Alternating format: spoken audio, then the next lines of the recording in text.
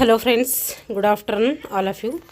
MRL study studio ಚಾನಲ್ಗೆ ತಮಗೆಲ್ಲರಿಗೂ ಸ್ವಾಗತಿಸುತ್ತಾ ಇವತ್ತಿನ ತರಗತಿಯಲ್ಲಿ ದೈಹಿಕ ಶಿಕ್ಷಣ ಶಿಕ್ಷಕರೊಂದು ಪಠ್ಯಕ್ರಮಕ್ಕೆ ಸಂಬಂಧಪಟ್ಟಂತಹ ದೈಹಿಕ ಶಿಕ್ಷಣದ ಇತಿಹಾಸ.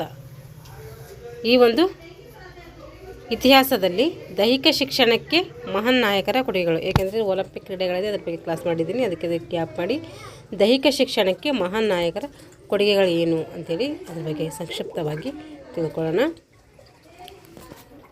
ದೈಹಿಕ ಶಿಕ್ಷಣದ ಇತಿಹಾಸದ ಒಂದು ನೋಡಿದಾಗ ನಾವು ಎರಡು ರೀತಿಯಲ್ಲಿ ವಿಂಗಡಣೆ ಮಾಡ್ತೀವಿ. ಒಂದು ಪ್ರಾಚೀನ ಕಾಲದ ದೈಹಿಕ ಶಿಕ್ಷಣ, ಇನ್ನೊಂದು ಆಧುನಿಕ ಕಾಲಕ್ಕೆ ಸಂಬಂಧಪಟ್ಟಂತಹ ದೈಹಿಕ ಶಿಕ್ಷಣ ಆಗಿರ್ತೈತಿ.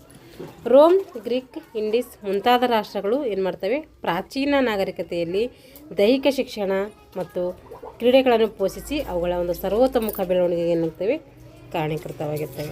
ಯಾವ್ಯಾವು? ರೋಮ್, ಗ್ರೀಕ್ ಮತ್ತು ಇಂಡೀಸ್, ಈ ಮೂರು ರಾಷ್ಟ್ರಗಳು ಏನು ಮಾಡ್ತವೆ, ಪ್ರಾಚೀನ ನಾಗರಿಕತೆಯಲ್ಲಿ ದೈಹಿಕ ಶಿಕ್ಷಣ ಮತ್ತು ಕ್ರೀಡೆಗಳನ್ನು ಪೋಷಿಸಲು ಏನು ಮಾಡ್ತವೆ, ಇವು ಅತಿ ಅವಶ್ಯಕವಾಗಿ ತಮ್ಮ ಪಾತ್ರವನ್ನು ನಿರ್ವಹಿಸಿರ್ತವೆ. ಜಾಗತಿಕ ಕ್ರೀಡೆಗಳಾದಂತಹ ಅಥ್ಲೆಟಿಕ್ಸ್ ಆಗಿರ್ಬೋದು, ಕ್ಯಾಂಬೆಟಿವ್ಸ್ ಆಗಿರ್ಬೋದು, ಜಿಮ್ನಾಸ್ಟಿಕ್ ಆಗಿರ್ಬೋದು, ಮಾರ್ಷಲ್ ಆರ್ಟ್ಸ್ ಮುಂತಾದ ಸ್ಪರ್ಧಾತ್ಮಕ ಚಟುವಟಿಕೆಗಳನ್ನು ಪ್ರಾಚೀನ ನಾಗರಿಕತೆಯಿಂದ ಆಧುನಿಕ ಒಂದು ಯುಗಕ್ಕೆ ಕಾಣಿಕೆ ರೂಪದಲ್ಲಿ ಏನು ನೀಡಲಾಗಿದೆ. ಅವು ಅಥ್ಲೆಟಿಕ್ಸ್, ಕ್ಯಾಂಪೆಟಿವ್ಸು, ಜಿಮ್ನಾಸ್ಟಿಕ್ಕು, ಮಾರ್ಷಲ್ ಆರ್ಟ್ಸ್ ಈ ಒಂದು ಚಟುವಟಿಕೆಗಳು ಏನು ಮಾಡಿದರೆ ಪ್ರಾಚೀನ ಒಂದು ನಾಗರಿಕತೆಯಿಂದ ಆಧುನಿಕ ಒಂದು ಯುಗಕ್ಕೆ ಕಾಣಿಕೆ ರೂಪದಲ್ಲಿ ನೀಡಲ್ಪಟ್ಟಿವೆ. ಈಗ ಮೊದಲನೇ ತತ್ವಜ್ಞಾನಿ ಯಾರೆಂದರೆ HC ಬಕ್. ಇವರಿಗೇನಂತೀವಿ, ಹೆರಿಕ್ರಾ ಬಕ್ ಅಂಥೇಳಿ ಕರಿತೀವಿ. HC ಬಕ್ ಒಂದು ಫುಲ್ ಫಾರ್ಮ್ ಏನಂದರೆ ಹೆರಿಕ್ರಾ ಬಕ್. ಇವರು ಅಮೆರಿಕದಲ್ಲಿ ಹುಟ್ಟುತ್ತಾರೆ, ದೈಹಿಕ ಶಿಕ್ಷಣಕ್ಕಾಗಿ ಭಾರತಕ್ಕೆ ಬರ್ತಾರೆ. ಅವರು ಹುಟ್ಟಿದ್ದು ಅಮೆರಿಕದಲ್ಲಿ, ದೈಹಿಕ ಶಿಕ್ಷಣ ಅಧ್ಯಯನ ಮಾಡಬೇಕಂತೇಳಿ ಭಾರತಕ್ಕೆ ಬರ್ತಾರೆ. ಎಷ್ಟಾಗಿ ಬಂದರು ಅಂತಂದರೆ ಇವರು 1884ರಲ್ಲಿ ಎಷ್ಟಾಗಿ ಬಂದರು ಅಲ್ಲ, ಯಾವಾಗ ಜನಿಸಿದ್ರು ಅಂದರೆ 1884 ನವೆಂಬರ್ 25ರಂದು ಅಮೆರಿಕದಲ್ಲಿ ಜನಿಸ್ತಾರೆ.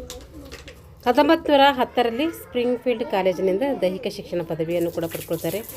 ಎಲ್ಲಿಂದ ಅಂದರೆ ಸ್ಪ್ರಿಂಗ್ಫೀಲ್ಡ್ ಕಾಲೇಜಿನಲ್ಲಿ ದೈಹಿಕ ಶಿಕ್ಷಣದಲ್ಲಿ ಪದವಿಯನ್ನು ಪಡ್ಕೊಳ್ತಾರೆ. 1919ರಲ್ಲಿ ಮದ್ರಾಸಿನ ಒಂದು YMCA ಕಾಲೇಜಿನ ಏನು ಮಾಡ್ತಾರೆ, ದೈಹಿಕ ಶಿಕ್ಷಣ ನಿರ್ದೇಶಕರಾಗಿ ನೇಮಕ ಆಗ್ತಾರೆ. YMCA ದೈಹಿಕ ಶಿಕ್ಷಣ ನಿರ್ದೇಶಕರಾಗಿದ್ದರು ಯಾರಂದರೆ ಅದು HC ಬಕ್ ಅವರು. ಎಷ್ಟರಲ್ಲಿ ಅಂದರೆ 1919ರಲ್ಲಿ.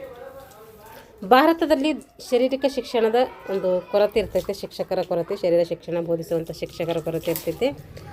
ಆ ಒಂದು ಸಮಯದಲ್ಲಿ ಏನು ಮಾಡ್ತಾರೆ, ಇವರು ಯಾವುದೇ ಶರೀರ ಶಿಕ್ಷಣ ತರಬೇತಿ ಇಲ್ಲದ ಕಾರಣ ಅವರ ಪ್ರಯತ್ನದಲ್ಲಿ ಏನಾಯಿತು, ಮೊಟ್ಟ ಮೊದಲ ಬಾರಿಗೆ YMCA ಕಾಲೇಜ್ ಏನಾಗ್ತೈತೆ, ಸ್ಥಾಪನೆ ಆಗ್ತೈತೆ. ಅದು ಮದ್ರಾಸಿನ ಹೊರವಲಯದಲ್ಲಿ 1920ರ ಆಗಸ್ಟ್ನಲ್ಲಿ ಏನು ಮಾಡ್ತಾರೆ, YMCA ಕಾಲೇಜು ಸ್ಥಾಪನೆ ಆಗ್ತೈತೆ.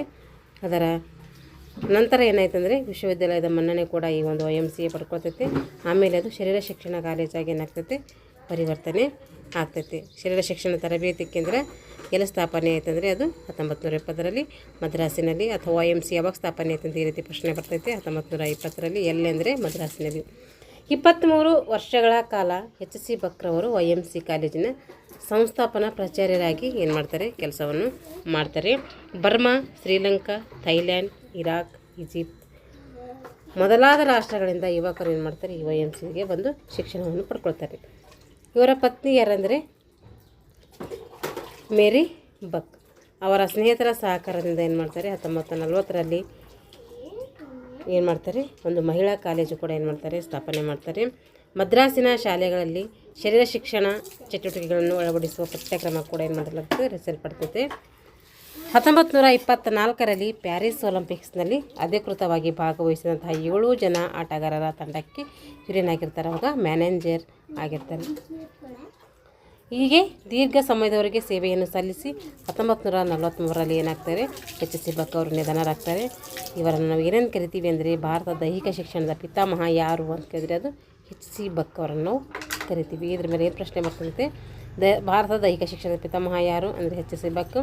YMCA ಕಾಲೇಜ್ ಯಾರು ಸ್ಥಾಪನೆ ಮಾಡಿದ್ದಾರೆ ಅಂದರೆ HC ಬಕ್. ಎಷ್ಟರಲ್ಲಿ ಅಂದರೆ 1920ರಲ್ಲಿ ಏನಾಗ್ತೈತೆ, ಈ ಒಂದು YMCA ಕಾಲೇಜು ಸ್ಥಾಪನೆ ಆಗ್ತೈತೆ. ಎರಡನೇ ಒಬ್ಬ ತತ್ವಜ್ಞಾನಿ ಯಾರಂದರೆ ಅದು ಪ್ರೊಫೆಸರ್ ಮಾಣಿಕ್ ರಾವ್. ಕ್ರೀಡಾ ಚಟುವಟಿಕೆಗಳಲ್ಲಿ ಸಾಂಘಿಕ ಪ್ರಜ್ಞೆ ಹೊಂದಾಣಿಕೆಯಾಗಲು ಉತ್ತಮ ವಿಧಾನ ಯಾವುದು ಅಂದರೆ ಅದು ಸಾಮೂಹಿಕ ವ್ಯಾಯಾಮ. ಸಾಮೂಹಿಕ ವ್ಯಾಯಾಮ ಯಾರು ಕೊಡುಗೆ ಅಂತ ಕೇಳಿದ್ರೆ ಪ್ರೊಫೆಸರ್ ಮಾಣಿಕ್ ರಾವ್ ಅವರ ಒಂದು ಕೊಡುಗೆ ಆಗಿರ್ತೈತೆ. ಇವರು ಆಂಗ್ಲ ಭಾಷೆಯಲ್ಲಿದ್ದು, ಮುಂಚೆ ಎಲ್ಲ ಆಗ್ನೇಯದು ಆಂಗ್ಲ ಭಾಷೆಯಲ್ಲಿದ್ದು, ಆಂಗ್ಲ ಭಾಷೆಯ ವ್ಯಾಯಾಮಗಳನ್ನು ಹಿಂದಿ ಭಾಷೆಗೆ ಅನುವಾದ ಮಾಡಿ ಸಾಮೂಹಿಕ ವ್ಯಾಯಾಮದ ಜನಪ್ರಿಯತೆ ಏನು ಮಾಡ್ತಾರೆ ಇವರು ಹೆಚ್ಚಿಸ್ತಾರೆ. ಭಾರತ ದೇಶದ ಬರೋಡಾದ ಪ್ರೊಫೆಸರ್ ಮಾಣಿಕ್ರಾವ್ ಅವರು ಲಾಠಿ ವ್ಯಾಯಾಮಕ್ಕೆ ಹೆಚ್ಚಿನ ಗಮನವನ್ನು ಕೊಡ್ತಾರೆ. ಇವರನ್ನು ನಾವು ಏನಂತ ಕರಿತೀವಿ ಅಂದರೆ ಭಾರತದ ದೈಹಿಕ ಶಿಕ್ಷಣದ ಭೀಷ್ಮ ಅಂತೇಳಿ ಕರಿತೀವಿ. ಭಾರತದ ದೈಹಿಕ ಶಿಕ್ಷಣದ ಪಿತಾಮಹ ಅಂದರೆ ಎಚ್.ಸಿ. ಬಕ್. ಭಾರತದ ದೈಹಿಕ ಶಿಕ್ಷಣದ ಭೀಷ್ಮ ಯಾರು ಅಂದರೆ ಅದು ಪ್ರೊಫೆಸರ್ ಮಾಣಿಕ್ರಾವ್ ಅವರಾಗಿರ್ತಾರೆ. ಇವರು ಬರೋಡಾದಲ್ಲಿ ತಮ್ಮ ಗುರುಗಳಾದಂತಹ ಜಮ್ಮು ದಾದಾ ಇವರ ಹೆಸರಿನಲ್ಲಿ ಏನು ಮಾಡ್ತಾರೆ, ಒಂದು ವ್ಯಾಯಾಮ ಶಾಲೆಯನ್ನು ಕೂಡ ಸ್ಥಾಪನೆ ಮಾಡ್ತಾರೆ. ಮೂಳೆ ಜೋಡಣೆಗಳ ವಿದ್ಯೆಯಲ್ಲಿ ಪ್ರಾವೀಣ್ಯತೆ ಪಡೆದಿದ್ದು ಯಾರು, ಈ ಒಂದು ಜಮ್ಮುದಾದವರು. ಇವರು ಫೆನ್ಸಿಂಗ್ ಚಟುವಟಿಕೆಯಲ್ಲಿ ಹೆಚ್ಚಿನ ಪ್ರಯತ್ನ ಸಾಧಿಸ್ತಾರೆ. ತಮ್ಮ ಗುರುಗಳಾದಂತಹ ಜಮ್ಮುದಾದ ಹೆಸರಿನಲ್ಲಿ ಒಂದು ವ್ಯಾಯಾಮ ಶಾಲೆಯನ್ನು ಸ್ಥಾಪನೆ ಮಾಡ್ತಾರೆ.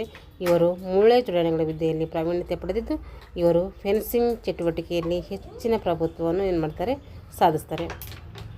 1906ರಲ್ಲಿ ಕಲ್ಕತ್ತಾದಲ್ಲಿ ನಡೆದಂತಹ ನ್ಯಾಷನಲ್ ಕಾಂಗ್ರೆಸ್ ಕಾರ್ಯಕ್ರಮದಲ್ಲಿ ಇವರನ್ನು ನಾವು ಏನು ಮಾಡ್ತೀವಿ, ಫೆನ್ಸಿಂಗ್ ಚಟುವಟಿಕೆ ಚಾಂಪಿಯನ್ ಅಂತೇಳಿ ಘೋಷಣೆ ಕೂಡ ಮಾಡ್ತಾರೆ. ಆವಾಗ ಪ್ರೊಫೆಸರ್ ಎಂಬ ಬಿರುದನ್ನು ಕೂಡ ಇವ್ರಿಗೆ ಏನು ಮಾಡ್ತಾರೆ, ನೀಡ್ತಾರೆ. ಫೆನ್ಸಿಂಗ್ ಚಟುವಟಿಕೆಯ ಚಾಂಪಿಯನ್ ಯಾರು ಅಂದರೆ ಅದು ಪ್ರೊಫೆಸರ್ ಮಾಣಿಕ್ರಾವ್ ಅವರು. ಅವರಿಗೆ ಪ್ರೊಫೆಸರ್ ಎಂಬ ಬಿರುದನ್ನು ಯಾವಾಗ ನೀಡಿದರಾದರೂ ಆ ಒಂದು ಟೈಮಿನಲ್ಲಿ ಏನು ಮಾಡ್ತಾರೆ, ಅವರಿಗೆ ಪ್ರೊಫೆಸರ್ ಎಂಬ ಬಿರುದನ್ನು ಕೂಡ ನೀಡ್ತಾರೆ. ಮೂರನೇ ತತ್ವಜ್ಞಾನಿ ಬಂದ್ಬಿಟ್ಟು ಸ್ವಾಮಿ ಕುವಲಯಾನಂದರವರು. 1883ರಲ್ಲಿ ಆಗಸ್ಟ್ನಲ್ಲಿ ಜನಿಸ್ತಾರೆ. ಇವರು ಆಗಸ್ಟ್ 30ರಂದು ಗುಜರಾತಿನ ದುಬೆಯಲ್ಲಿ ಜನಿಸ್ತಾರೆ. ಗೂಣೆ ಎಂಬ ಮನೆತನದಲ್ಲಿ ಜನಿಸಿರ್ತಾರೆ. ಇವರು ಮನೆತನನೇ ಗೂಣೆ. ಇವರ ಮೂಲ ಹೆಸರು ಏನಂದರೆ ಜಗನ್ನಾಥ್ ಗೂಣೆ. ಫಸ್ಟ್ ಇವರಿಗೆ ಜಗನ್ನಾಥ್ ಗೂಣೆ ಅಂತ ಕರಿತಿದ್ರು, ಆಮೇಲೆ ಕೋಲಾಯಾನಂದ, ಸ್ವಾಮಿ ಕೋಲಾಯಾನಂದ ಆಗ್ತಾರೆ. ಇವರ ತಂದೆ ಹೆಸರು ಏನಂದರೆ ಗಣೇಶ್ ಗೂಣೆ, ತಾಯಿ ಸರಸ್ವತಿ. ಇವರ ಗುರುಗಳು ಯಾರಂದರೆ ಪ್ರೊಫೆಸರ್ ಮಾಣಿಕ್ರಾವ್. ಇವರನ್ನು ವೈಜ್ಞಾನಿಕ ಯೋಗ ಚಟುವಟಿಕೆಯ ಹಾಗೂ ಭಾರತೀಯ ದೈಹಿಕ ಶಿಕ್ಷಣದ ಆದಿ ಪರಿಶೋಧಕ ಅಂತೇಳಿ ಕರಿತೀವಿ. ಯಾರನ್ನು, ಸ್ವಾಮಿ ಕೋಲಾಯಾನಂದರಿಗೆ ಏನಂತ ಕರಿತೀವಿ ಅಂದರೆ ವೈಜ್ಞಾನಿಕ ಯೋಗ ಚಟುವಟಿಕೆಗಳು ಹಾಗೂ ಭಾರತೀಯ ದೈಹಿಕ ಶಿಕ್ಷಣದ ಆದಿ ಪರಿಶೋಧಕ ಅಂತೇಳಿ ನಾವು ಸ್ವಾಮಿ ಕೋಲಾಯಾನಂದನರು ಕರಿತೀವಿ. ಭಾರತದ ದೈಹಿಕ ಶಿಕ್ಷಣದ ಭೀಷ್ಮ ಅಂದರೆ ಎಚ್.ಸಿ. ಬಕ್. ಭಾರತ ದೈಹಿಕ ಶಿಕ್ಷಣದ ಪಿತಾಮಹ ಅಂದರೆ ಎಚ್.ಸಿ. ಬಕ್. ಭಾರತದ ದೈಹಿಕ ಶಿಕ್ಷಣದ ಭೀಷ್ಮ ಅಂದರೆ ಪ್ರೊಫೆಸರ್ ಮಾಣಿಕ್ರಾವ್. ವೈಜ್ಞಾನಿಕ ಯೋಗ ಚಟುವಟಿಕೆಗಳು ಹಾಗೂ ಭಾರತೀಯ ದೈಹಿಕ ಶಿಕ್ಷಣದ ಆದಿ ಪರಿಶೋಧಕ ಅಂದರೆ ಅವರು ಸ್ವಾಮಿ ಕೋಲಾಯಾನಂದ ಅವರಾಗಿರ್ತಾರೆ.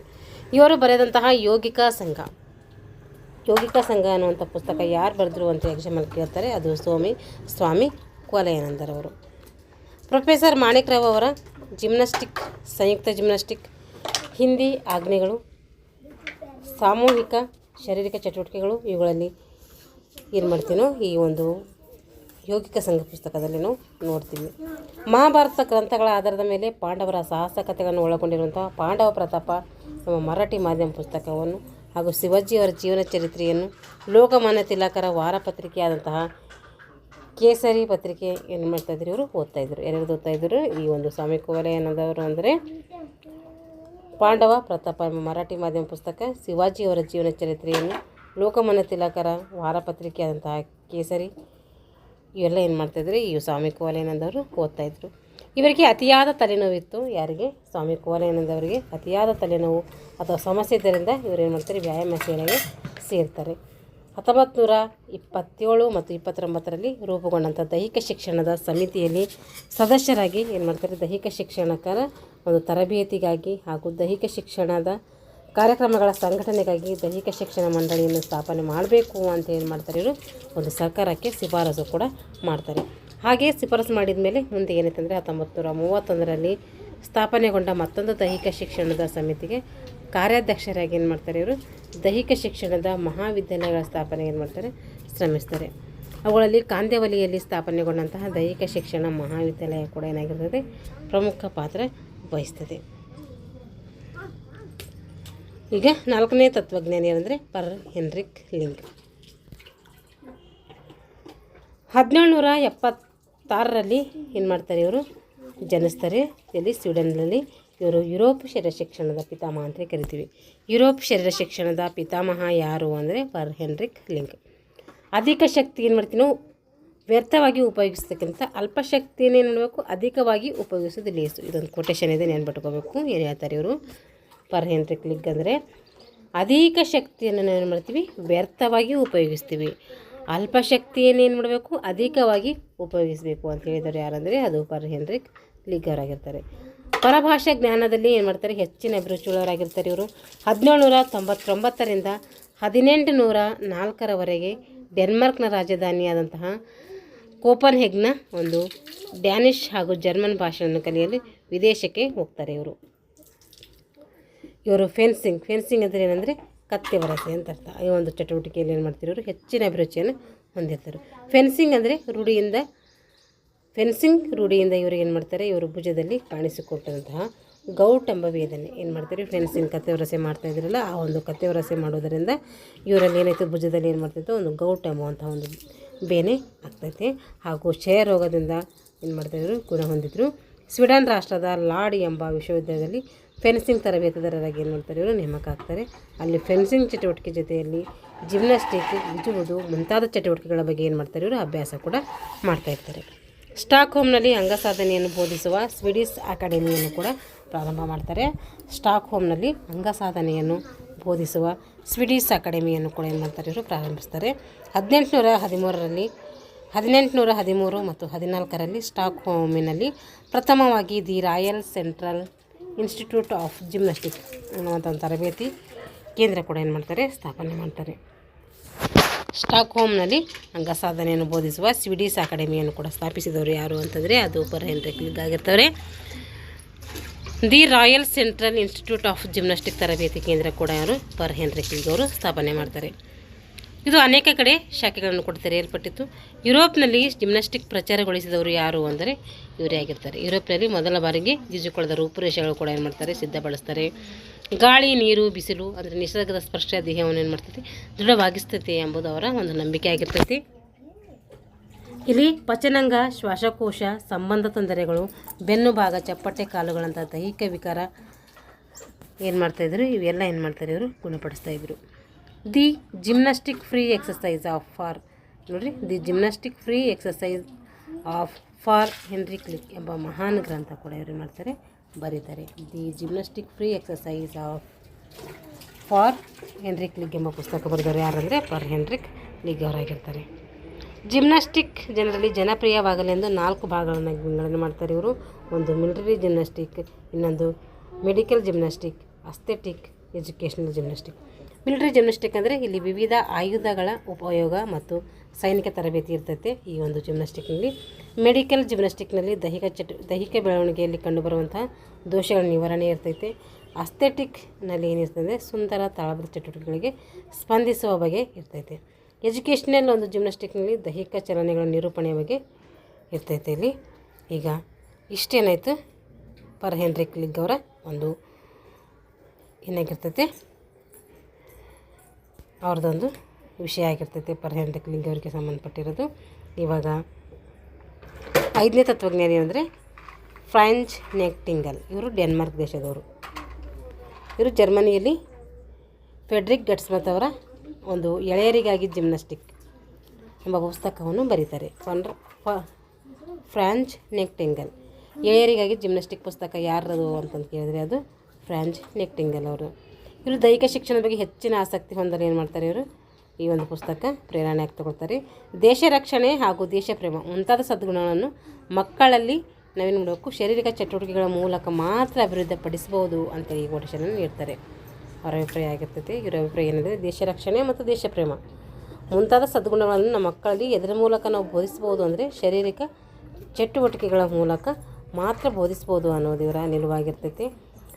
ಅವರೇನು ಹೇಳಿದರು, ಫರ್ ಹೆನ್ರಿಕ್ ಲಿಗ್ಗು ಅಧಿಕ ಶಕ್ತಿಯನ್ನು ವ್ಯರ್ಥವಾಗಿ ಉಪಯೋಗಿಸೋಕ್ಕಿಂತ ಸ್ವಲ್ಪ ಶಕ್ತಿಯನ್ನು ಏನು ಮಾಡಬೇಕು, ನಾವು ಅಧಿಕವಾಗಿ ಉಪಯೋಗಿಸಬೇಕು ಅಂತ ಹೇಳಿದರು ಪರ್ ಹೆನ್ರಿಕ್ ಲಿಗ್ ಆಗಿರ್ತಾರೆ. 1771ರಲ್ಲಿ ಕೋಪನ್ಹೆಗ್ನಲ್ಲಿ ಖಾಸಗಿ ರೀತಿಯಲ್ಲಿ ಏನು ಮಾಡ್ತಾರೆ, ಒಂದು ವ್ಯಾಯಾಮ ಮಂದಿರವನ್ನು ಕೂಡ ಸ್ಥಾಪನೆ ಮಾಡ್ತಾರೆ. ಅದು ಅಂತಾರಾಷ್ಟ್ರೀಯ ಮಟ್ಟದಲ್ಲಿ ಖ್ಯಾತಿಯನ್ನು ಕೂಡ ಪಡ್ಕೋತೈತಿ. ಇದರ ಪ್ರಭಾವದಿಂದ 1804ರಲ್ಲಿ ಡೆನ್ಮಾರ್ಕ್ನಲ್ಲಿ ಶಿಕ್ಷಕರ ತರಬೇತಿ ಸಂಸ್ಥೆಯನ್ನು ಕೂಡ ಸ್ಥಾಪನೆ ಮಾಡ್ತಾರೆ. ಜಿಮ್ನಾಸ್ಟಿಕ್ ಕಲಿಯುವವರು ಏನು ಮಾಡ್ತಾರೆ, ಯುವಕರ ಮನಸ್ಸನ್ನು ಕೇಂದ್ರೀಕರಿಸುವಲ್ಲಿ ಪ್ರಮುಖ ಪಾತ್ರವನ್ನು ವಹಿಸ್ತಾರೆ. ಡೆನ್ಮಾರ್ಕ್ ರಾಷ್ಟ್ರದಲ್ಲಿ 2500 ಶಾಲೆಗಳಲ್ಲಿ ಜಿಮ್ನಾಸ್ಟಿಕ್ ಚಟುವಟಿಕೆಯನ್ನು ಶಾಲೆಯ ವ್ಯಾಸಂಗ ಕ್ರಮದಲ್ಲಿ ಕಡ್ಡಾಯವಾಗಿ ಮಾಡಿ ವಾರಕ್ಕೆ 3 ಏನು ಮಾಡ್ತಾರೆ, ಜಿಮ್ನಾಸ್ಟಿಕ್ ಕಲಿಸುವಂಥ ಅವಧಿಗಳನ್ನು ಬರುವಂತೆ ಶಾಲೆ ವೇಳಾಪಟ್ಟಿಯನ್ನು ಕೂಡ ಇವರು ಮಾಡ್ತಾರೆ. 1834ರಲ್ಲಿ ಡೆನ್ಮಾರ್ಕ್ ರಾಷ್ಟ್ರದ ಎಲ್ಲ ಶಾಲೆಗಳಿಗೆ ಎ ಮ್ಯಾನ್ಯುವಲ್ ಆಫ್ ಜಿಮ್ನಾಸ್ಟಿಕ್ ಎಂಬ ಪುಸ್ತಕವನ್ನು ಕೂಡ ಒದಗಿಸ್ತಾರೆ. ಇವರು ಸ್ತ್ರೀಯರಿಗೂ ಸಹ ತಮ್ಮ ಸಂಸ್ಥೆಯಲ್ಲಿ ಜಿಮ್ನಾಸ್ಟಿಕ್ ತರಬೇತಿ ಪಡೆಯಲು ಮುಕ್ತ ಅವಕಾಶವನ್ನು ಕೂಡ ಇವರು ಕಲ್ಪಿಸ್ತಾರೆ. ಜರ್ಮನ್ ಶರೀರ ಶಿಕ್ಷಣ ತಜ್ಞರಾದಂಥ ಗಟ್ಸ್ ಮತ್ತು ಅವರ ವಿಚಾರಗಳಿಂದ ಏನು ಮಾಡ್ತಾರೆ, ಇವರು ಪ್ರಭಾವಿತರಾಗಿರ್ತಾರೆ. ಜರ್ಮನ್ ಶರೀರ ಶಿಕ್ಷಣ ತಜ್ಞರು ಯಾರಂದರೆ ಗಟ್ಸ್ ಮತ್ತು ಅವರ ವಿಚಾರಗಳಿಂದ ಇವರು ಪ್ರಭಾವ ಆಗ್ತಾರೆ. ಇವರ ಪ್ರಯತ್ನದಿಂದ ಡೆನ್ಮಾರ್ಕ್ ರಾಷ್ಟ್ರದಲ್ಲಿ ಅನೇಕ ರೈಫಲ್ ತರಬೇತಿ ಕೇಂದ್ರಗಳು ಹಾಗೂ ಜಾನಪದ ಚಟುವಟಿಕೆಗಳ ತರಬೇತಿ ಕೇಂದ್ರಗಳು ಕೂಡ ಏನಾಗ್ತವೆ, ಸ್ಥಾಪನೆ ಆಗ್ತವೆ. ಇವ್ರದ್ದು ಪುಸ್ತಕ ಕೇಳ್ತಾರೆ. ಈ ಪುಸ್ತಕಗಳೆರಡು ನಾವು ನೆನಪಿಟ್ಕೋಬೇಕು. ಹಿರಿಯರಿಗಾಗಿ gymnastic, A manual of gymnastic ಎಂಬ ಪುಸ್ತಕವನ್ನು 2 ಪುಸ್ತಕ ಬರೀತಾರೆ ಇವರು. ದೇಶ ರಕ್ಷಣೆ ಹಾಗೂ ದೇಶಪ್ರೇಮ ಮುಂತಾದ ಸದ್ಗುಣಗಳ ಮಕ್ಕಳಲ್ಲಿ ಶಾರೀರಿಕ ಚಟುವಟಿಕೆಗಳ ಮೂಲಕ ಮಾತ್ರ ಅಭಿವೃದ್ಧಿಪಡಿಸ್ಬೋದು ಅನ್ನೋದು ಇವರ ವಿಚಾರ ಆಗಿರ್ತದೆ. ಇಷ್ಟು ನೆನ್ಪಿಟ್ಕೊಳ್ಳಿ. ಇವ್ರದ್ದು ಇವರು ಯಾರಿಂದ ಪ್ರಭಾವಿತರಾಗಿತ್ತಂದರೆ ಗಟ್ಸ್ ಮತ್ತು ಅವರ ಒಂದು ವಿಚಾರಗಳಿಂದ ಪ್ರಭಾವಿತರಾಗಿರ್ತಾರೆ ಇವರು. ಇವಾಗ ಜಾನ್ ಫೆಡ್ರಿಕ್ ಗಟ್ಸ್ ಮತ್ತು ಇವರು ಜರ್ಮನ್ ದೇಶದವರು. ಯಾವ ದೇಶದವರು ಅಂತ ಕೇಳಲ್ಲ, ಅದನ್ನು ನೆನಪಿಟ್ಕೋಬೇಕು. ಜರ್ಮನಿಯ ಜನತೆಯ ಜಿಮ್ನಾಸ್ಟಿಕ್ ಚಟುವಟಿಕೆಯ ಪಿತಾಮಹ. ಜರ್ಮನ್ ಜನತೆಯ ಚಟುವಟಿಕೆಯ ಪಿತಾಮಹ ಯಾರಂದರೆ ಜಾನ್ ಫೆಡ್ರಿಕ್ ಗಟ್ಸ್ ಮತ್ತು ಅವರಾಗಿರ್ತಾರೆ. 1786ರಲ್ಲಿ ದೈಹಿಕ ಶಿಕ್ಷಕರಾಗಿ ಸೇವೆಯನ್ನು ಸಲ್ಲಿಸ್ತಾರೆ. ಜಿಮ್ನಾಸ್ಟಿಕ್, ಸ್ಟಂಟ್, ಅಥ್ಲೆಟಿಕ್ಸ್, ಆಟಗಳು, ಈಜುವುದು, ನಿಸರ್ಗ ಸಂಚಾರ, ಮನೋಲ್ಲಾಸ ಚಟುವಟಿಕೆಗಳನ್ನು ಮಕ್ಕಳ ಕ್ರೀಡಾ ಸಾಧನೆಗೆ ಹೆಚ್ಚಿನ ಪ್ರೇರಣೆ ಲಭಿಸುವಲ್ಲಿ ಏನು ಮಾಡ್ತಾರೆ, ಇವರು ಪ್ರಯತ್ನವನ್ನು ಮಾಡ್ತಾರೆ. ಕಿರಿಯರಿಗಾಗಿ ಜಿಮ್ನಾಸ್ಟಿಕ್ ಮತ್ತು ಆಟಗಳು ಎಂಬ 2 ಪುಸ್ತಕಗಳನ್ನು ಏನು ಮಾಡ್ತಾರೆ, ಹೆಚ್ಚು ಜನಪ್ರಿಯವಾಗಿರ್ತವೆ. ಕಿರಿಯರಿಗಾಗಿ ಜಿಮ್ನಾಸ್ಟಿಕ್ ಪುಸ್ತಕದಲ್ಲಿ ವಿವಿಧ ಪ್ರಕಾರದ ವ್ಯಾಯಾಮಗಳ ವರ್ಗೀಕರಣ ಮಾಡಿ ಅವುಗಳ ರೂಢಿಗೆ ಸಮಯಗಳನ್ನು ಏನು ಮಾಡ್ತಾರೆ, ಗೊತ್ತುಪಡಿಸುವುದರ ಬಗ್ಗೆ ಏನು ಮಾಡ್ತಾರೆ, ಇವರು ವಿವರಿಸ್ತಾರೆ. 2ನೇ ಪುಸ್ತಕ ಯಾವುದಂದರೆ ಆಟಗಳು. ಕಿರಿಯರಿಗಾಗಿ ಜಿಮ್ನಾಸ್ಟಿಕ್ ಮತ್ತು ಆಟಗಳು ಎಂಬ 2 ಪುಸ್ತಕಗಳು ಬರೆದವರು ಯಾರಂದರೆ ಜಾನ್ ಫೆಡ್ರಿಕ್ ಗಟ್ಸ್ ಮತ್ತು ಅವರು. ಇವರು ಏನು ಮಾಡಿದರು, ಎಳೆಯರಿಗಾಗಿ ಜಿಮ್ನಾಸ್ಟಿಕ್, ಇದು ಫ್ರೆಂಚ್ ನೆಕ್ಟಿಂಗಲ್, ಇದು ಗಟ್ಸ್ ಮತ್ತು ಅವರೇ ಬರೆದಿರೋದು. ಇದನ್ನು ಕಿರಿಯರಿಗಾಗಿ ಒಂದೇ, ಎಳೆಯರಿಗಾಗಿ ಒಂದೇ. ಜರ್ಮನಿಯ ಫೆಡ್ರಿಕ್ ಗಟ್ಸ್ ಮಾತ್ರ ಅವರ ಒಂದು ಎಳೆಯರಿಗಾಗಿ ಏನು ಜಿಮ್ನಾಸ್ಟಿಕ್ ಇದಿಲ್ಲ ಆ ಪುಸ್ತಕದ ಪ್ರಭಾವಿತರಾಗಿದ್ದವರು ಫ್ರೆಂಚ್ ನೆಕ್ಟಿಂಗಲ್. ಹಾಗಾದರೆ ಇಲ್ಲಿ ಎಳೆಯರಿಗಾಗಿ ಜಿಮ್ನಾಸ್ಟಿಕ್ ಅಥವಾ ಕಿರಿಯರಿಗಾಗಿ ಜಿಮ್ನಾಸ್ಟಿಕ್ ಎಂಬ ಪುಸ್ತಕ ಬರೆದವರು ಲೇಖಕರು ಯಾರು ಅಂದರೆ ಅದು ಗಟ್ಸ್ ಮತ್ತು ಅವರೇ ಆಗಿರ್ತಾರೆ.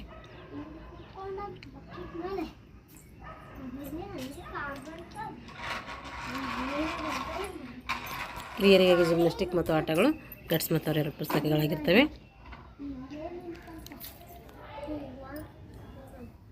ಕಿರಿಯರಿಗಾಗಿ ಜಿಮ್ನಾಸ್ಟಿಕ್ ಪುಸ್ತಕದಲ್ಲಿ ವಿವಿಧ ಪ್ರಕಾರದ ವ್ಯಾಯಾಮಗಳನ್ನು ಏನು ಮಾಡ್ತಾರೆ, ವರ್ಗೀಕರಣ ಮಾಡ್ತಾರೆ. ಅವುಗಳ ರೂಢಿಗೆ ಸಮಯವನ್ನು ಕೂಡ ನಿಗದಿ ಮಾಡ್ತಾರೆ. ಹಾಗೆ 2ನೇ ಪುಸ್ತಕ ಯಾವುದಂದರೆ ಆಟಗಳು. ಇದರಲ್ಲಿ 105 ಸ್ಪರ್ಧಾತ್ಮಕ ಮನೋರಂಜನೆ ಆಟಗಳ ಬಗ್ಗೆ ಏನು ಮಾಡ್ತಾರೆ, ಇವರು ತಿಳಿಸ್ಕೊಡ್ತಾರೆ. ಇವರ ಪ್ರಕಾರ ದೈಹಿಕ ಶಿಕ್ಷಣ ಇಲ್ಲದೆ ಶಿಕ್ಷಣದ ಅಭಿವೃದ್ಧಿನೇ ಅಸಾಧ್ಯ ಅಂತ ಹೇಳ್ತಾರೆ ಯಾರು, ಗಟ್ಸ್ ಮತ್ತು ಅವರು.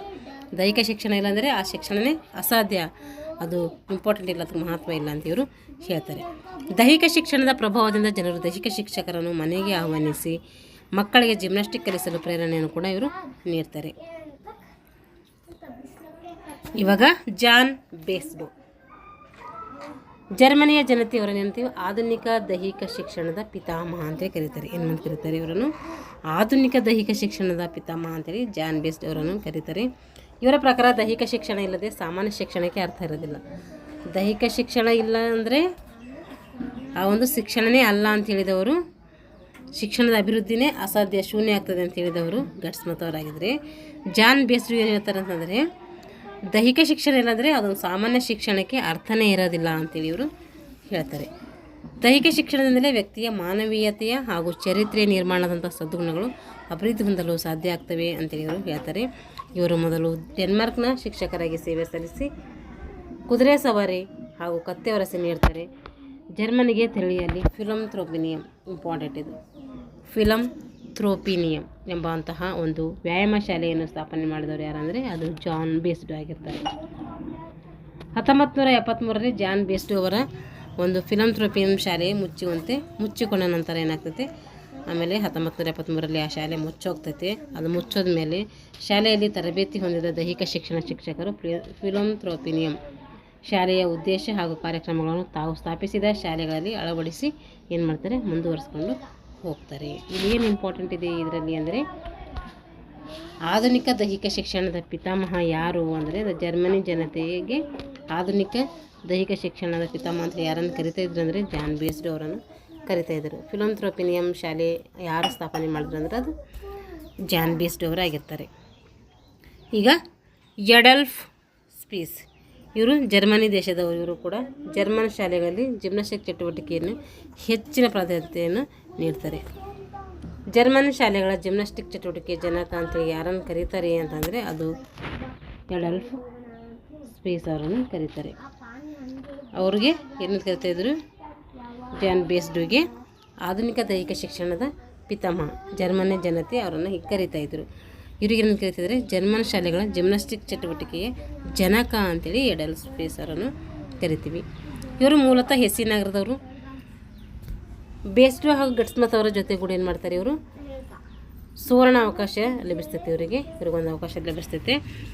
1833ರಿಂದ 1848ರವರೆಗೆ ಸ್ವಿಟ್ಜರ್ಲ್ಯಾಂಡ್ ಶಾಲೆಯಲ್ಲಿ ಶಿಕ್ಷಕರಾಗಿ ಸೇವೆಯನ್ನು ಕೊಡ್ತಾರೆ. ಇವರು ರಚಿಸಿದಂಥ ಪುಸ್ತಕಗಳು ಯಾವುದು ಅಂತಂದರೆ, ಒಂದು the system for gymnastic, the manual of gymnastic for school, 2 ಪುಸ್ತಕವನ್ನು ಈಗಿರು ಬರೀತಾರೆ. ಎಡಲ್ಫ್ ಸ್ಪೀಸ್ ಅವರ 2 ಪುಸ್ತಕಗಳಂದರೆ the system for gymnastic, the manual of gymnastic ಎಂಬ 2 ಪುಸ್ತಕಗಳನ್ನು ಬರೀತಾರೆ.